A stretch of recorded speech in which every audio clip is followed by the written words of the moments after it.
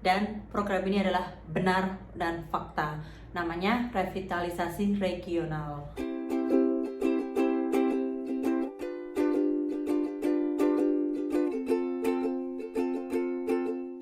Halo, assalamualaikum warahmatullahi wabarakatuh. Welcome back to my channel. Apa kabar semuanya teman-teman? Semoga sehat selalu. Jadi di video kali ini aku lagi mau bahas topik yang paling hangat dan lagi viral di kalangan masyarakat Indonesia dan membuat gaduh orang-orang Indonesia tentang Jepang gara-gara konten seperti ini dan ini. Emangnya benar ya kalau pemerintah Jepang bakal kasih 500 juta buat siapa aja kamu yang mau tinggal di pedesaan di Jepang? Oke, mari kita bahas fakta-faktanya. Yang pertama, apakah benar pemerintah Jepang ada program untuk mendorong orang-orang kembali ke desa dan membangun di desa dan hidup di desa? Dan program ini adalah benar dan fakta.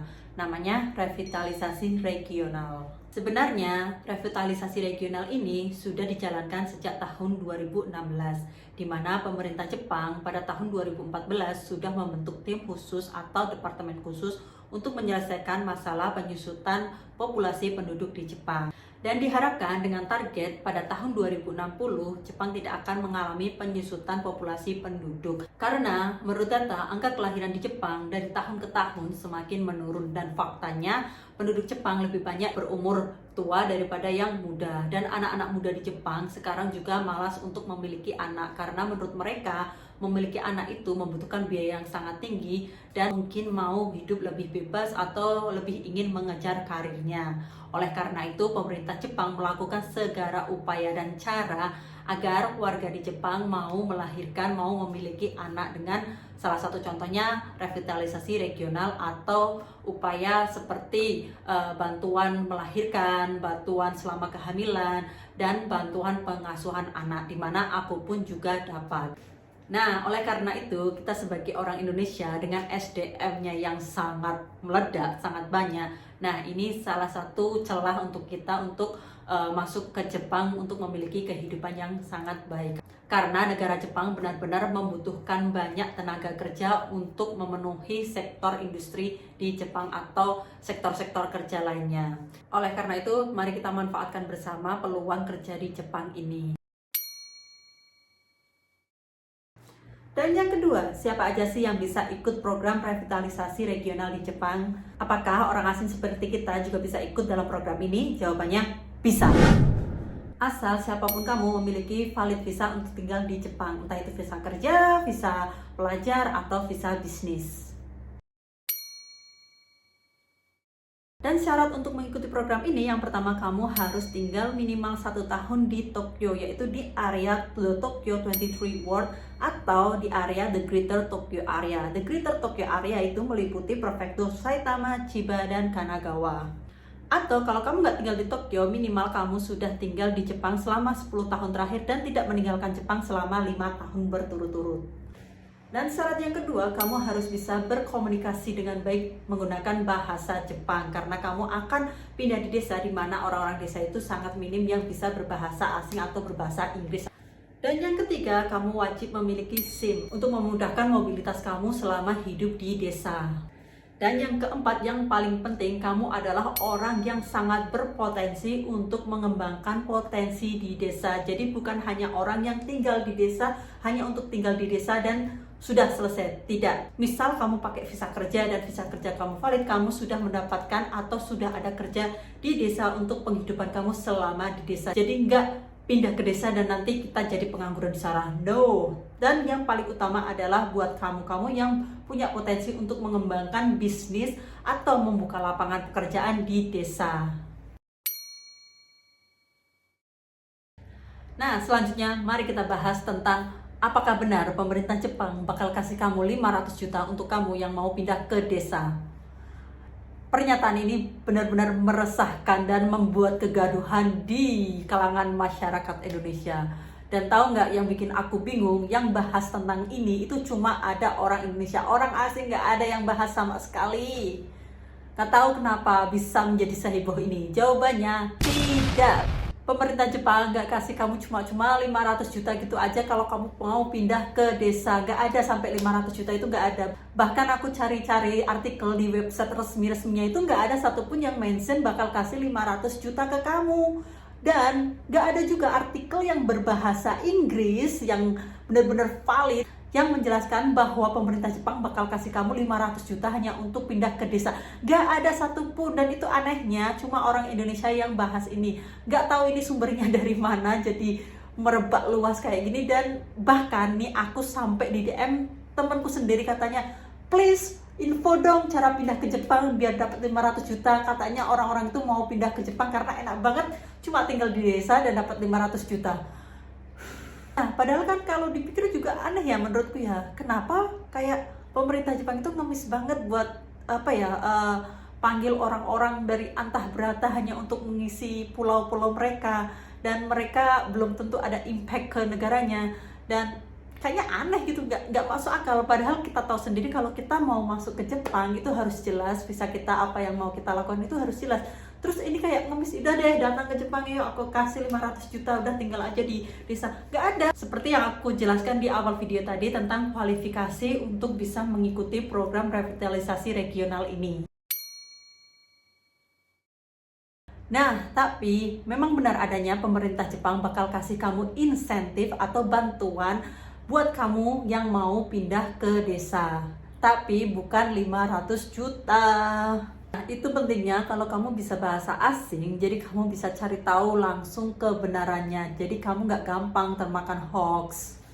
Tapi buat kamu yang masih ngeyel kalau benar-benar pemerintah bakal kasih 500 juta ke kamu buat tinggal di desa, please komen ya, mungkin aku nggak tahu. Tapi yang aku cari-cari selama 3 hari ini, aku search semua website sampai tuntas, nggak ada satupun yang mention ini. Jadi berapa sih insentif yang akan diberikan pemerintah Jepang buat kamu yang mau pindah ke desa? Yang pertama, buat kamu yang single, kamu akan diberi insentif sebesar 60 juta. Kalau kamu berkeluarga, kamu dapat 100 juta. Kalau kamu ada anak, kamu bisa dapat tambahan 100 juta lagi khusus buat anak. Dan untuk skema pemberian insentif ini bagaimana? Terus terang aku tidak tahu karena aku juga nggak menemukan penjelasannya cara pembagian insentifnya bagaimana. Tapi yang aku temukan itu adalah skema pemberian insentif untuk kamu yang pindah ke desa untuk membuka usaha. Dimana untuk memulai usaha kayak restoran aja itu bisa butuh modal minimal itu 500 juta. Jadi nggak kamu dapat 500 juta, yang ada kamu harus siap 500 juta untuk hidup di desa. Dan sedangkan untuk insentif yang akan diterima untuk orang-orang yang akan membuka usaha atau menciptakan lapangan pekerjaan di desa di Jepang itu bisa mendapatkan insentif sebesar 200 juta. Dan dana 200 juta tadi digunakan untuk membantu kamu memulai usaha atau mengembangkan bisnis kamu di desa. Mungkin bisa dibelikan peralatan atau alat-alat lainnya. Nah, mungkin buat kamu-kamu yang ingin memulai usaha di desa untuk ikut revitalisasi regional ini, mungkin bisa dapat uang insentif di atas 200 juta, mungkin bisa. Tapi dengan skala perusahaan yang besar, kayak mungkin kamu buka pabrik, dan itu sangat jarang banget ya orang asing yang bisa membuka apa ya, kayak pabrik yang besar di Jepang. Karena aku juga menemukan beberapa artikel yang bisa mendapatkan lebih dari 500 juta. Dan itu maksudnya kayak organisasi atau apapun itu, aku kurang paham juga. Pokoknya intinya kayak perusahaan yang gede gitu. Dan satu lagi hal yang dilarang untuk bisa ikut program revitalisasi regional ini, kalau kamu berbadan organisasi ya, itu adalah tidak boleh ada aktivitas propaganda tentang agama juga, atau politik atau agama ya. Aku catat di sini. Terus di mana aja sih tempat-tempat yang akan dilakukan revitalisasi regional ini? Jadi menurut yang aku baca itu ada 44 prefektur dari 47 prefektur yang melakukan program revitalisasi regional ini. Di antaranya ada Hokkaido, ada di Fukui, di kampung nelayan, atau di desa-desa lain dengan potensi alam untuk pertanian, entah itu untuk industri atau yang lain sebagainya. Itu bisa teman-teman cek sendiri karena aku nggak cari secara detail untuk itunya. Aku hanya butuh info tentang revitalisasi regional ini apakah benar ada atau tidak. Nah, satu lagi tentang gosip kalau pindah ke desa bakalan dikasih rumah gratis. Iya, mungkin ada benarnya juga karena banyak rumah-rumah di desa itu yang sudah ditinggalkan pemiliknya, entah itu meninggal atau sudah tidak mempunyai ahli warisnya, jadi ditinggal begitu saja. Dan rumah-rumah yang tidak terawat itu dinamakan akia. Memang benar, tapi kalau kamu mau mendapatkan akia, kamu juga harus merenovasinya. Jadi bukan hanya kamu langsung tinggal di situ. Ya namanya juga rumah tua, nggak terawat, pasti kondisinya itu tidak layak huni. Dan di Jepang itu nggak ada rumah yang asal-asalan, pokoknya apapun bisa dihuni, nggak. Jadi di Jepang itu juga rumah tuh harus berstandar juga ya. Jadi kalau rumah itu sudah nggak layak huni, kamu harus renovasi. Dan tahu sendiri untuk renovasi rumah di Jepang itu sangatlah mahal, tidak hanya akan habis sekitar puluhan juta, mungkin ratusan juta, dan itu nggak tahu berapa ya.